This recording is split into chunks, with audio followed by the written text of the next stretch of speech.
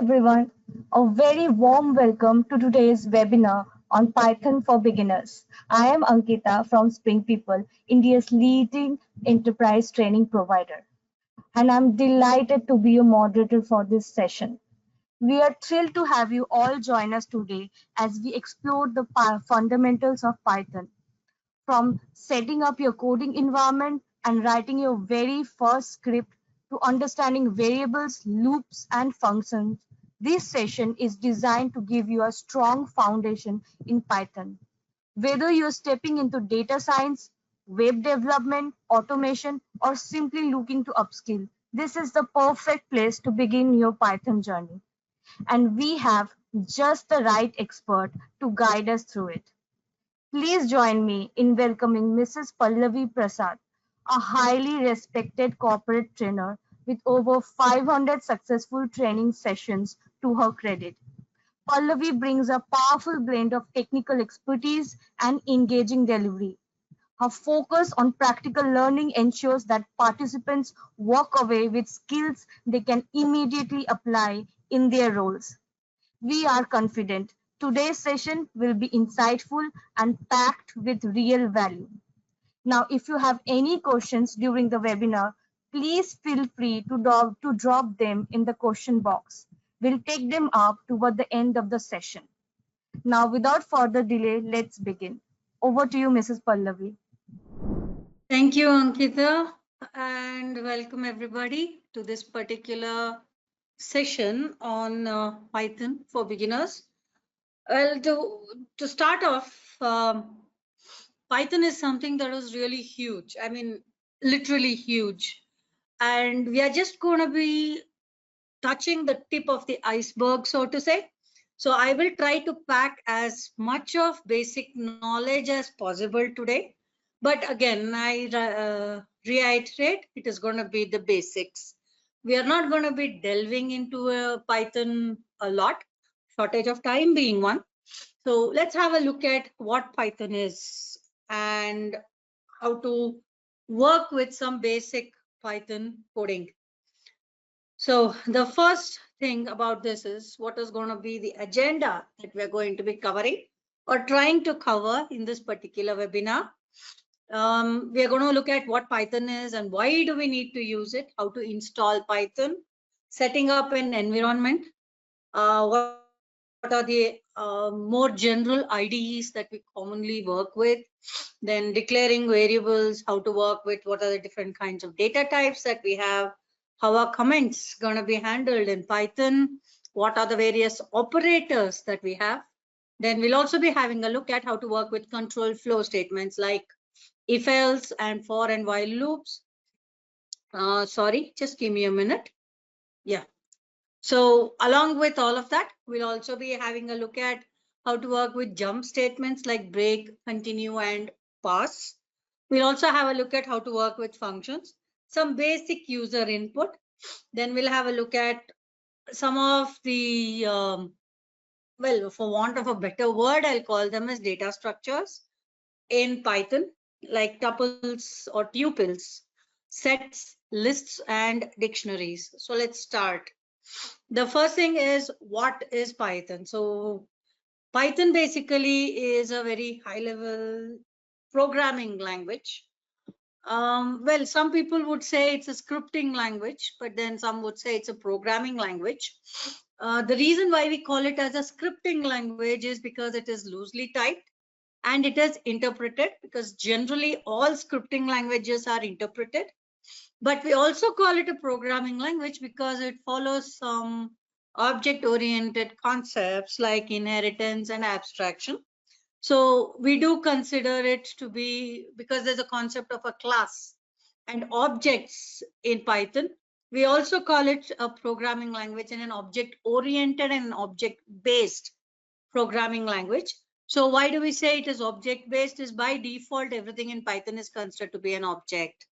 Then coming to being loosely typed. By loosely typed, what we mean is if you take languages like C, C++, Java, or C#, naming a few, there you have to declare the data type of a particular variable before you make use of the variable. and you have to be able to store only that particular data type in the variable that you create. But in case of Python, that's not a necessity, which is one of the reasons why we call it as loosely typed. It is interpreted, which means that you need an interpreter to work with Python. And yes, the Python interpreter will turn the source code into the machine code that can be understood and executed. So in this case, it's a line-by-line execution in Python. It is not a complete source code being compiled into a single executable and then executed. That doesn't happen here. Then this is also considered to be ideal for AI and ML because it has a lot of flexibility in terms of coding. So we do use it in coding for AI and ML as well when we work with Python. So how do you go about installing Python? So the first thing that you need when you install Python is you need to be able to download the interpreter. So to be able to download the interpreter, you need to go to the Python website and download the python.org. You need to download the interpreter. It's usually advised to take the interpreter as whatever is the latest version -1. Currently, we're working with Python 3. I think we have 3.3.2 or 3.3.4. One of those two as the latest interpreter version. You can pick one which is just earlier to the latest version. Nothing, it's a belief that there are lesser bugs when you pick that up. Once that is installed, and it's an exe that you can install directly if you're working with a Windows machine. If you're working with a Mac machine, then the instructions are given on the website as to how to install it into a Mac machine. Then once you have installed the interpreter, you're going to have to ensure that you install an appropriate IDE. Now there are various IDEs available. More commonly used, or should I say more appropriately used, comfortably used, are you have two more common, or should I say more popular IDEs that we have. One of them is PyCharm. The other one is VS Code. So I have both on mine, but I am using PyCharm for this particular webinar. Now, once you have installed your IDE, again, it is available under JetBrains. PyCharm is available under JetBrains. VS Code has its own specific website that you can go to and download it. I'm not going to be showing you the downloading process here or the installation process because it is all very straightforward. You just have to double click on the .exe file that you're going to download and just follow the steps. The installer takes you through and you're done. Once you've installed an appropriate IDE, then you have to link the interpreter to the IDE. Once it is linked, you can make use of it. Now, when you install the interpreter, so when you install the interpreter, it comes with an inbuilt IDE called as the IDLE as its interpreter. Sorry, I think it opened idle. Yes, it's a shell. Now you can basically work with this as well for working with your Python comfortably, but many people prefer working with PyCharm, and I do have PyCharm available to me here. In fact, there was some issue, so I just installed it today, which is the reason why it is asking me all these questions and everything. So I am working with pure PyCharm. I'm not connecting it to anything else, and yes, you can work with it by connecting it to something else. I'm working with the project. So basically, I'm going to start by creating a brand new project. It asks me what is it that we are going to be working with. It automatically takes the available Python interpreter that you have installed onto your machine. It automatically links the two and it creates a virtual environment for you to work with. Now you can specify where you want your Python projects to be available by specifying the location of it. Now your choice if you want to go and work with the default location that is there. If not, you can pick where you want to work with it and then work with your projects here. So I'm going to call this as my Python projects folder. So this is the folder that I would like to work with. So I'm going to just select the folder and we can just click on create and it will create the project for you. Now this is going to be your ID. As I said, I'm using PyCharm. You can also use Visual Studio Code. As I said, I have Visual Studio Code as well. It's available to us under Python. Basic syntax that Python works with. What is it? And you can work with it. Well, Python is very easy. It's really very simple. When you work with Python, see when we work with um, C or Java or C Sharp or any of those high-end languages, the way we work with it is usually that we are going to use semicolon to conclude a particular line. But in this case, we are not going to be concluding it using a semicolon. There is no concept of a semicolon. Instead, we are going to be working with white spaces and we are going to be working with indentations. Okay. So how are we going to handle this? There's a small example that has been given on the slide, but let me also show you how we can handle this a little further down. So when we work with these indentations and everything, the indentation specifies where a particular construct is starting and where it is ending. The the colon specifies where my construct is the starting point of my construct. Whether I'm working with a function or I'm working with a control statement, the colon that I have is going to be working with it. Right? Okay. Now I will take you through some of this in a short while. We'll have a bit of a demo. So let me quickly take you through how to work with all of this.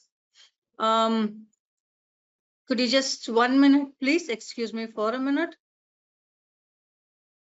Okay, right on. Let's continue. Okay, so coming back to what else is there. So when we are working with indentation and white space, one of the things that makes it easy for us to work with Python is it makes it easy to read. You're not going to be working with curly braces here. So you don't have to worry about closing a particular statement, closing a particular block. You don't have to worry about missing semicolons anywhere or missing the closing brackets somewhere and then coming up with an issue later on.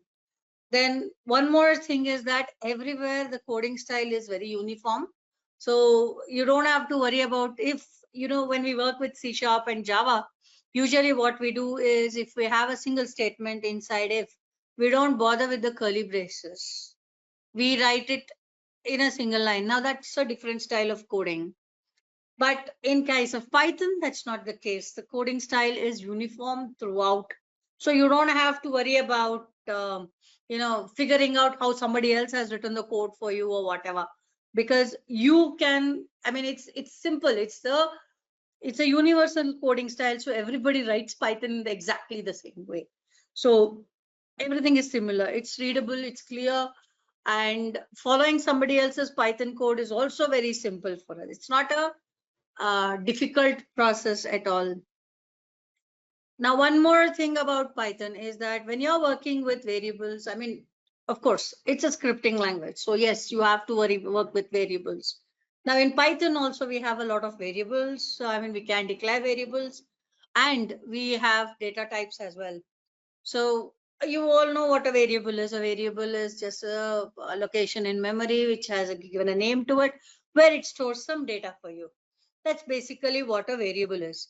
But here, you need to follow certain rules when you are naming a variable. Just like in any other kind of a scripting or a programming language, there are certain words that you cannot use. So some of the variable names that you have is that one of the things that you have to keep in mind. Variable names can contain only letters. It can contain a combination of letters and numbers. It can have underscores. It cannot start with a number, obviously, but it can start with a letter or an underscore. They cannot contain spaces, so we use underscore to combine two words if we want to work with it. Those are a couple of rules that we follow. The same thing is that there are some keywords that we have in Python and some reserved words and built-in words. So you cannot make use of those specific words. Like, for example, you can't use for, if, else. while to name a few of the keywords that we have, def being another one. So there are some things that you cannot use while you're creating variables. Okay, they have to be concise whenever you're working with a variable. Make sure that the variable specifies what you plan on storing inside it. For example, if I want to create a list of names, so I'll call it as names list so that I know that I'm storing a list of names there. That's about how to work with variables. Now coming to the data types that we have. Now we have basically got multiple types of data types. Some of the simpler data types are, you can put int and float under a single data type called as number. Basically, anything that is a number can be an integer, it can be a float, it can be a double, it can be a decimal. Anything numeric, we put it under number. Other than that, you have a string, and you also have booleans, which stands for true and false. Other than this, you also have container types. What these container types are basically your data structures. They are of 4 types: list, tuple, set, and dictionary. DICT basically stands for dictionary. Now we'll be discussing these in a short while again. So let's also talk about some of the other data types that we have. We can create classes here, you can create functions here, and you can create specific objects also. As I told you earlier, Python is object based as well as object oriented. You also have what we call as constants available to you in case of Python. What we call as literals, basically, you can call them as constants. These are all values that cannot be changed. If you create them as a constant, they are considered to be or treated as constant values. So if I want to create a constant value called pi, then I just have to declare it in capitals and I have my pi. So when I'm declaring a variable, I declare it in caps like this, and I will provide it with a value. Let me see if I can increase the font of this. Looks like I cannot. Let me just check. I'm not sure whether I can increase the font of this one. But yeah, this is my pi. Now let us say I want to print pi. So I'll just give print, and within brackets, I'll just mention what I want to print. It prints it. Now this is a constant. It is constant, or it's treated as a constant. Now one of the things is that because your Python happens to be loosely typed and it is not very strictly typed, it is up to you as the developer to remember that if something is declared in capital, its values should not be changed. I'm not saying it cannot be changed. I'm saying it should not be changed. Again, this is loosely typed. So if I were to say pi equal to 3.145, it would still consider it. See, I'm changing the value. I'm adding something more. So it would take it. It would not give me an error. So if I were to give it as print and I would try and print pi again, it would print the new value. But it's now up to the developer to ensure that you do not change the value of a constant. So differentiating between a variable, a regular variable, and a constant is that you always declare constants in caps, whereas you don't declare the regular variables in caps. You use lower cases, right? Now another thing is how to work with the next data type that we have, which is strings. Now your strings are pretty easy to work with. They can be enclosed in double quotes or in single quotes. Not a problem. You can also use triple quotes. You start it with triple quote and then you close it with a triple quote. We use a triple quote when you want to be able to write your string across multiple lines. That's when you use a triple quote. I'm sorry. Right. Now let's also have a look at how to write a string. I'm going to get into PyCharm and we will see how we can do this.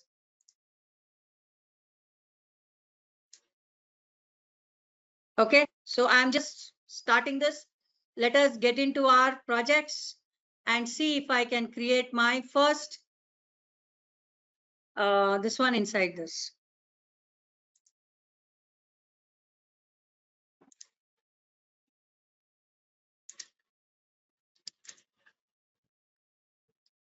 So this is my main file that I'm working with. Let us see if I can write or figure out how to work with this. Let me see if I can increase the size of this. Looks like, again, I may not be able to.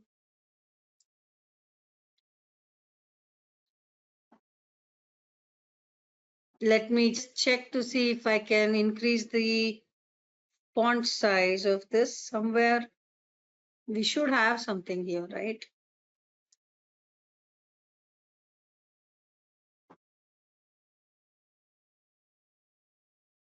Okay, looks like I have to figure out what is where.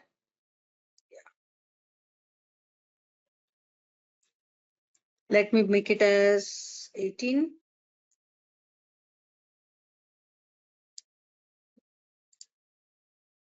That's better. I hope it's visible. Now let's see if I can just try and print the content here. So how am I going to write the content and what is it that I want to be able to work with? It's an interpreted language, because of which there's no necessity for an entry point into our code.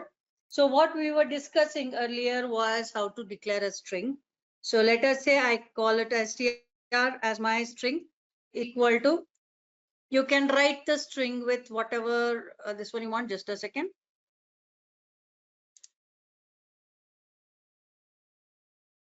Okay, now let's continue. There was some issue with the interpreter.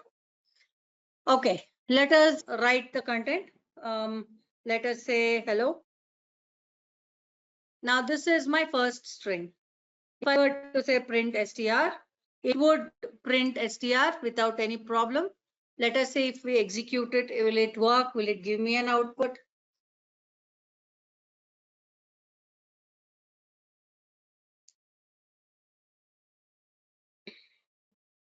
And it's, I don't know, some time consumption is happening here. So it's taking its own sweet time. While this is updating and running, yeah, there is, you have output coming up. Now I want to change this. Instead of having double quotes, I want to write the same thing in single quotes, and it's going to without any problem. Now in strings, this is the advantage. Another thing is use triple quotes and conclude it with a triple. Use it to write multiple lines. Sorry.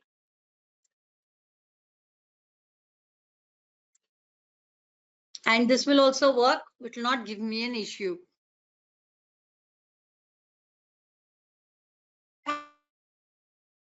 Come for me.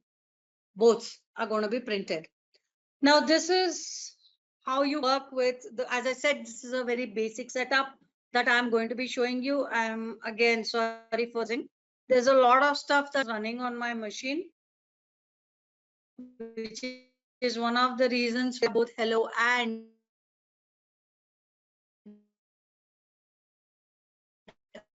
welcome available on the screen.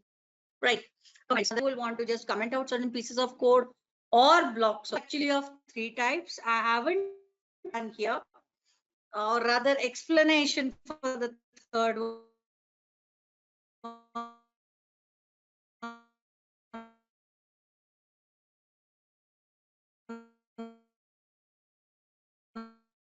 on the slide. Something that we work with when it functions. But let me just out the first two, block comments and inline comments. Now block comments, if you're going to comment something in the beginning, so let us say I want to, give me a minute. Okay, let us say that this is not going to be able to, we don't need idle, we'll work with this. So I want to just say something in the beginning here. So let us say I'm just giving some content, some information that I want to write.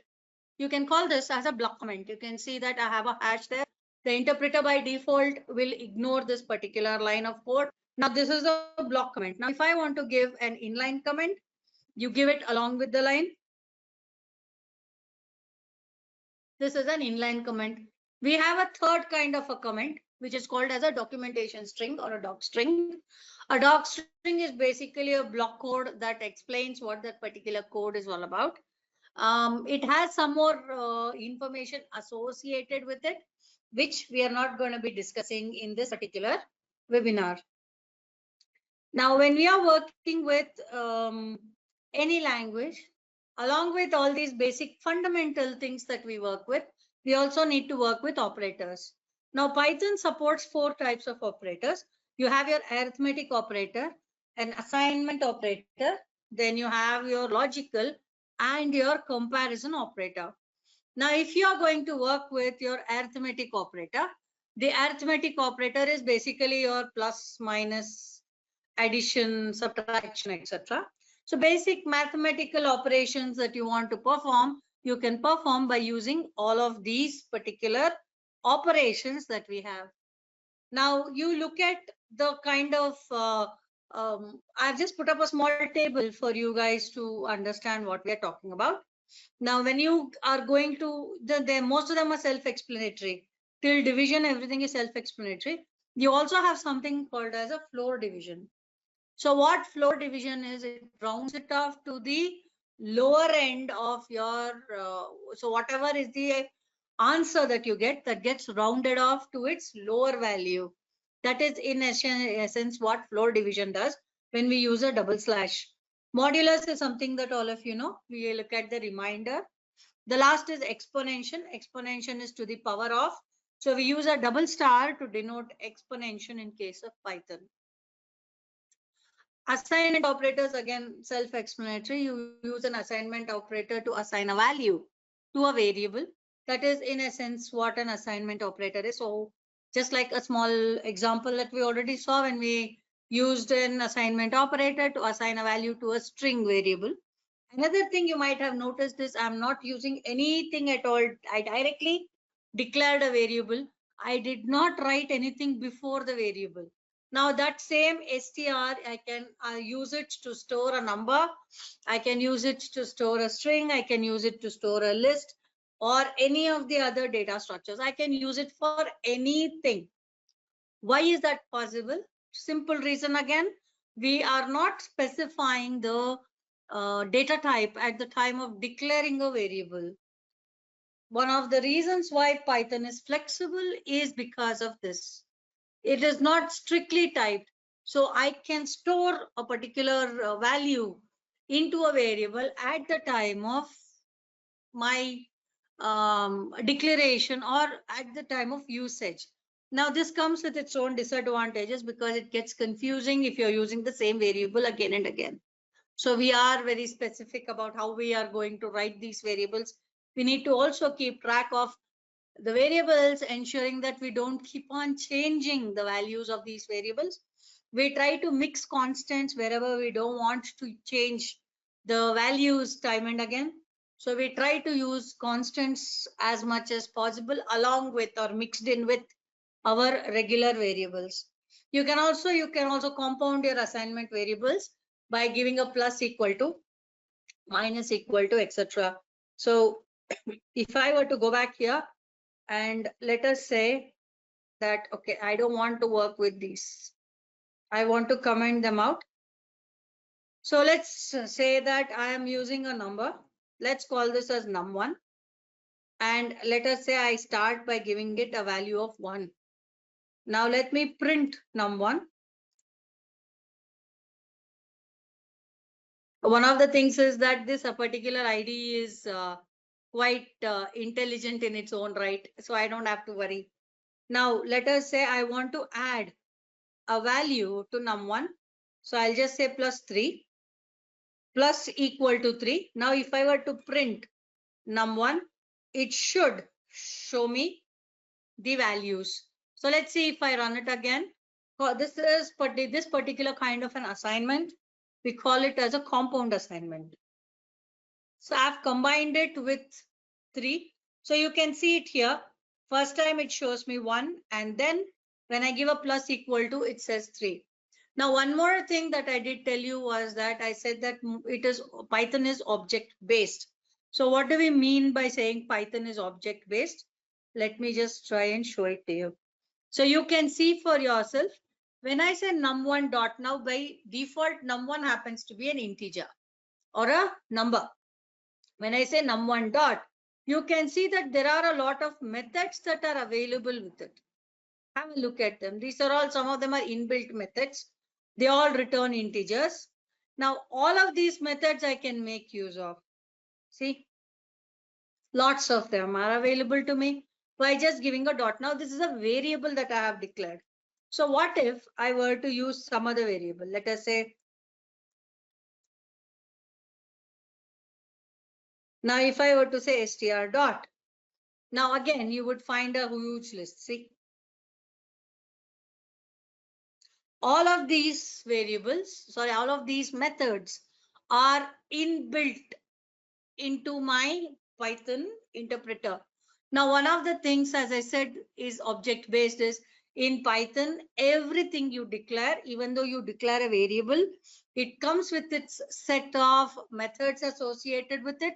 The reason is because, again, Python happens to be object based as well as object oriented. Now, that's the reason why we call it as object based, because everything is considered to be an object. Now, coming to the logical operator. So we had a look at arithmetic, we had a look at assignment, we had a look at compound assignment. Now the logical operators. There are three logical operators that we have: and, not, and or. Now, and is when you're working with a double condition. I'm sorry. So when you're working with a double condition, we work with and. Similarly, when you're working with, when you want both the conditions to be true, you work with and. When you work with one of the two conditions to be true, you use or. And if you don't want one condition to be true, you use not. So obviously, these are the three operators that we have. Now let's have a look at a small example for this. I'll just show you for and how to work with it. So again, I'm just going to comment out all of these. Sorry. And I'm going to write it down here. Okay, so let's just write it here. Let us say I'm going to say price is equal to 10.50. Now I want to check to see if price is greater than a particular value and less than a particular value. So result equal to price greater than and price less than.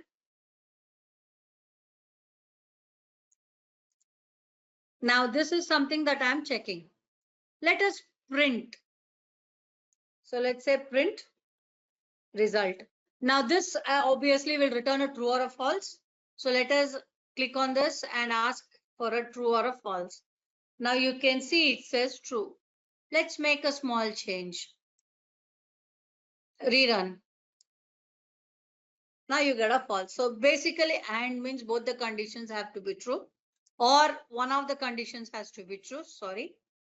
I think I went ahead. Yeah.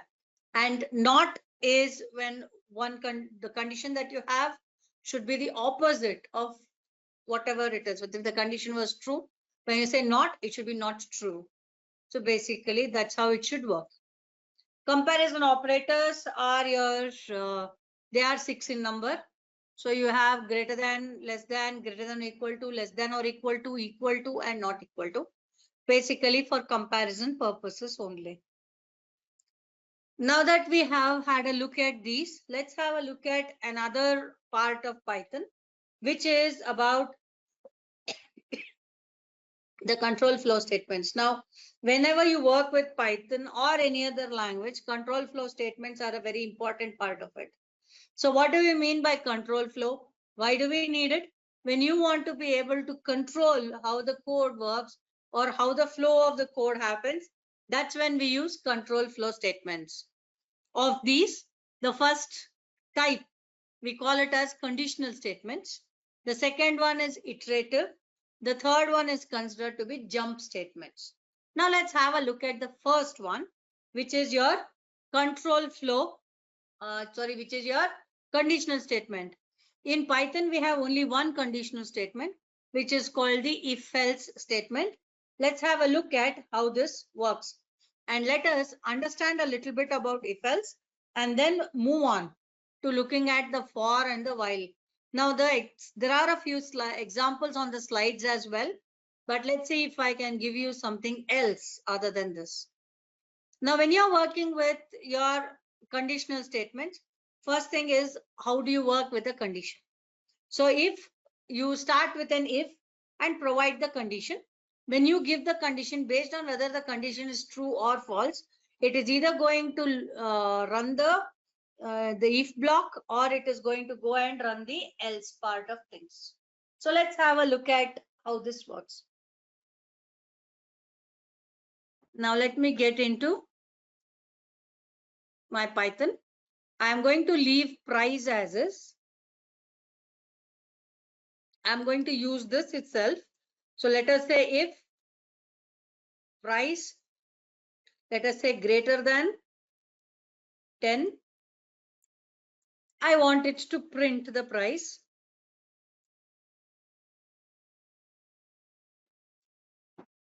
Else, I don't want to, I just want to do something for it. Now the problem is that, let us say, I'll just take you ahead also. Now, one of the things that happens is that if you have an if and an else block and you don't have anything to write at present in the else block, you've just left it be. Okay, you don't want to do anything in the else block, but there is a part, else part. You may feel that you need it at a later time. In such situations, you cannot leave an else block blind, and you cannot come back and write inside an empty else block. To avoid issues, we write a pass. When we write a pass, it means that the else block is available, but at present there is nothing in the else block for you to execute. So you want to write something into the else block at a later time, then you can come back and write it. All you have to do is at present give a pass inside the else block. This pass is called a jump statement. So in case of Python, there are 3 jump statements that we have: break, continue, and pass. So pass is used for this particular purpose. When you don't want to write something inside an else block or inside a for loop for the time being, you don't want to do anything inside it. You just want to run the loop for some reason. So, or inside a while, you just want to run it. You don't want to do much inside it, or you don't want to, write anything very high funda inside it at present. You want to keep it simple. In such cases, you just put in a pass, so the loop will run or the block will execute, but you don't get syntactical errors, and it waits for you to come back and write the code at a later time when you feel it is necessary. Now, supposing you do have something here that you want to print, you can you can do this. So you have your if and you have your simple else. You also saw how a pass works. Now, this is basically how your entire if else works. Again, simplest possible example that I could possibly give you, I have given you. There is one more example available to you on the slide. So here I'm accepting the age, as you can see. So if the age is greater than or equal to 18, then it says you are eligible to vote. Now you will notice that we have something here called as an int. Now int, this particular function is a type conversion function. By default, when you use the prompt input, it accepts content in text format. So you want to be able to convert it into an integer, for which we use this particular int as a type conversion function. Moving on, you have your loops, or what we call as your iterative statements. There are 2 loops that we work with, or iterative statements that we work with. One is called as the for loop, and the other one is called as the while loop.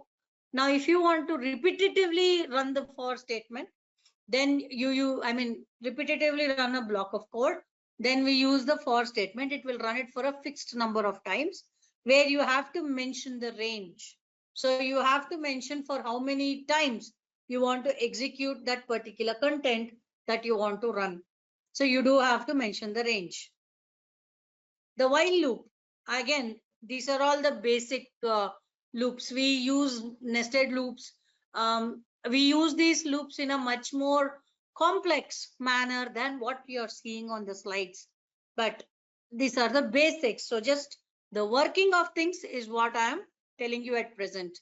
The next is the while loop. The while loop is another loop statement that we have, or iterative statement that we have. So this executes a particular code block repetitively as long as a particular condition is true. Now the problem is that you want to be able to make sure that a particular condition is true. And if in case you have written a infinite loop and you want to break the loop at a particular time, then we use what we call as a break statement. Now the break statement is used to break a particular loop based on a condition maybe, or you want to break it in between your execution for some reason. If something is, you put up a condition and say, okay, fine, when this condition is available, then I want to stop my loop from execution. So that is where you have your jump statements working in. The first one is your break statement. Now this break statement is used to terminate your loops basically. So you want to stop it. When you want to break a particular loop, you stop it by using a break statement. One thing I hope all of you are noticing is that everywhere I'm using indentation to write the code. The colon specifies the starting of something. The indentation is to write the code. Now you want to come out of this particular loop. You want to come out of this particular indentation that you are working with. You want to go back to the normal main thread that you have, or the main.py that you have. Then all you have to do is give a space, and automatically it understands that, okay, fine, this is where my code is, or this particular loop, or this particular statement ends, or this particular function ends. The next is the continue statement. So I want to make sure that the continue statement is used inside a for or a while loop. Basically, you want to use the statement to skip the current iteration and move to the next one. That is when you use a continue statement. Pass is something that I just now showed you. So once you have your control flow statements in place, that's when you start looking at the a slightly more complicated setup, where we work with what we call as functions. So what are these functions? Basically, functions are what we call as a named block of code. So this will do something for you. It will also return a value for you. By the way, functions can return only one value. They don't return more than one value, but they can return a value for you. Now that is what a function is. Functions can have parameters. They can also have no parameters. In other words, you can call them having, you can, sorry, I lost track of what I was saying. Yeah. You can basically, you can have arguments by being passed to a function, or you can write a function without passing any arguments at all. So now what we are going to do is we're going to have a look at how to write a very simple function. Your function comes in three parts. Okay, so let me take you through them by working with your, so let's go here. And I'm going to comment out everything that I've written so far. And now let's move to writing a function. So your function comes in three parts. The first part is the declaration of the function. So I'm going to call this function as greet. I know it's the same as on the slide. Now I want to be able to do something. So done. I'm done with my function. Now I press a single enter. You can see that it is still considered inside the function. I'm going to press enter again and come out of the function and go to the beginning. Now I want to call this particular function. So all I do is I type in the name of that particular function, and it is going to call the function for me. So if I click on this, there you have it, hello world. Now what if I want to pass a value to the function? Then what we do is we pass a value like this, a variable, so to say. Now where am I calling this particular variable? I want to call it here. So I will use curly braces to call it here. Now let us say that I pass a value here. Let us run this, shall we? You can see, even though I have passed world here, it prints name here. Why so? Because it hasn't replaced this value with what I am passing. To make sure it replaces it, we use a simple F in the beginning. This means that this is a value that is coming into the function. It is an argument that is coming into the function. The minute I added F, you can see the way the curly braces color changed, as well as this value, the name value changed. So now if I run this, I should get hello world based on how I have put it in. So this is an argument, what we call as a argument or a parameter that you're passing into this particular function. Now you can send in your values through directly as a literal like this, or you can also have something like this as well. Let us say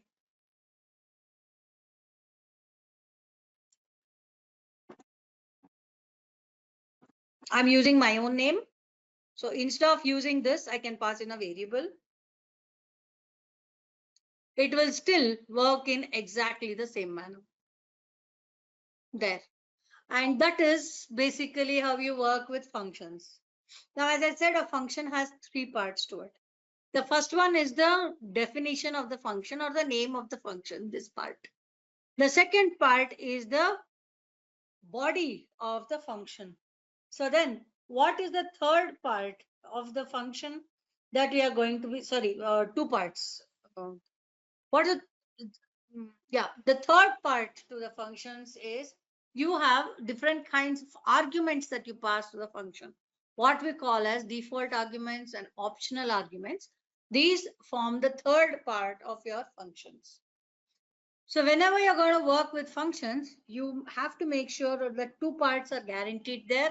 One is the definition or the name of the function. The second part is the body of the function. The third part, arguments, whether they are default arguments or optional arguments or regular arguments, it's up to you whether you are sending it into the function or not based on your necessity. Now this is about functions. Whenever you're going to call a function, basically you're just going to call the function by giving the name of the function. That's it.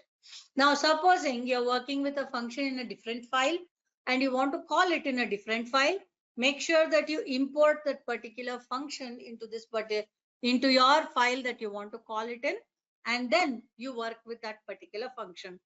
Now, that is a part which is for another training or for another webinar.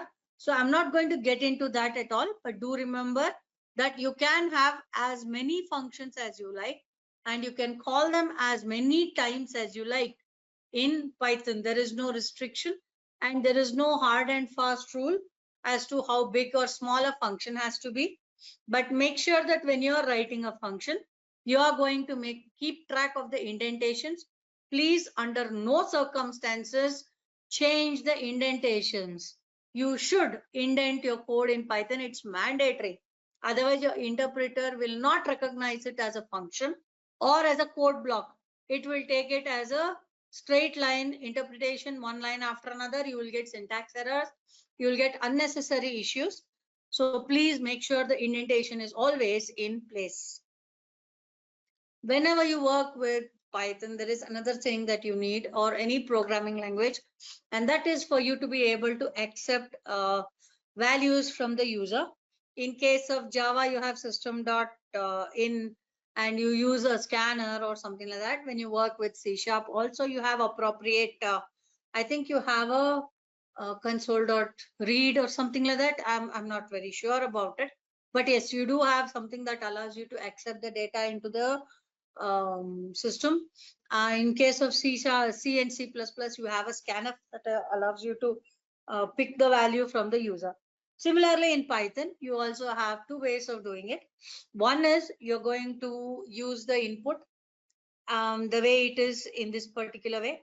You can also work with accepting it in this particular way, as you can see it, either in the first way or the second way. Either way, input is considered to be a prompt. So you use prompts to accept the data into a particular variable. Now, there are other ways in which we do this, but that is beyond the scope of this particular webinar. So I'm not getting into that. So when you're working with Python also, you should have what we call as lists. So data structures are the container types, basically. The first one is a list. So lists are used to store multiple items. They are dynamic, which means that they can be modified. You can remove an element, you can add an element, you can basically change an element, modify it. You can do all of that. You can slice a particular, split a particular list into multiple pieces, everything. Now, all these container types that we have are all of them indexed. So you can work with, pulling out the contents of each of these, accessing the contents of these lists or any of these container types by using the indexes, basically. So they all start from 0, obviously. So you have 0, 1, 2, 3, and so on and so forth to access the content from these particular data types. Now, lists, as I said, is dynamic. Now, you want to have a fixed list and an immutable list. That means something that cannot be changed. A set of constants, basically. That's when you create a tuple. A tuple we use with with round brackets, whereas in case of a list, you use square brackets. Now, when you create a tuple, it becomes an immutable list. That means you cannot modify the content, you cannot add or remove anything to the content. Accessing it is again in the same way. We can access it by using the indexes, basically. The next one is the dictionary. A dictionary is basically a key value pair, and the key has to be unique, and it is immutable. So once you have set a particular key, you cannot change the key. But yes, you can change the value associated with the key. We use curly braces to define a dictionary. So when you give curly braces, you define a dictionary in this particular way. So here I have a dictionary. Name of the dictionary is person, a first name, a last name, age, favorite colors, whether he is active or not. Now the values that you can have within a dictionary, you can have lists, you can have individual values like numbers and strings. You can also have tuples as well inside a dictionary. The values can be changed, no problem. So there is no problem as to a dictionary. But do remember, the keys in a dictionary are very, very important because they're immutable. To access the content within a dictionary or a value within a dictionary, you can use the square bracket notation by giving the key name, or you can use the get method as well. So when you use the get method and specify the key name, it will retrieve the value for you. Or you can use the square brackets with the key name, it will retrieve the content for you, as you can see in this particular example. Final topic for this webinar is Python sets. So what are the sets that we have? A set is nothing but an unordered list of immutable elements. Each of the elements in the set are unique. They cannot be changed, which means it is immutable. Okay, but they can be numbers, strings, and tuples. They cannot be lists and dictionaries, because simple reason being lists and dictionaries can store duplicate values. So we don't allow for that. And lists and dictionaries are dynamic in nature. That means you can add, remove, or modify. Whereas in case of a set, it is immutable. So you cannot change the contents of a set in terms of, what do you say? You have to ensure that the elements are unique, basically.